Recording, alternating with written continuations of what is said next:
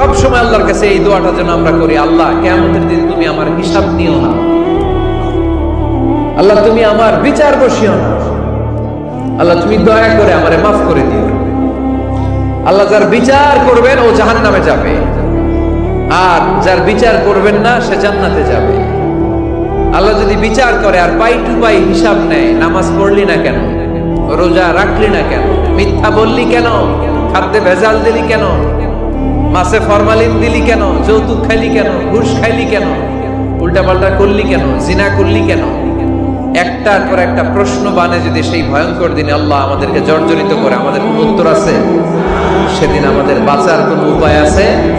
তাই আমরা সবাই আল্লাহর কাছে দোয়া করবো, আল্লাহ কোনো বিচার টিচার মানি না, কোনো বিচার করতে পারবো না, দয়া করবা। কথা কয় না? কি করবে?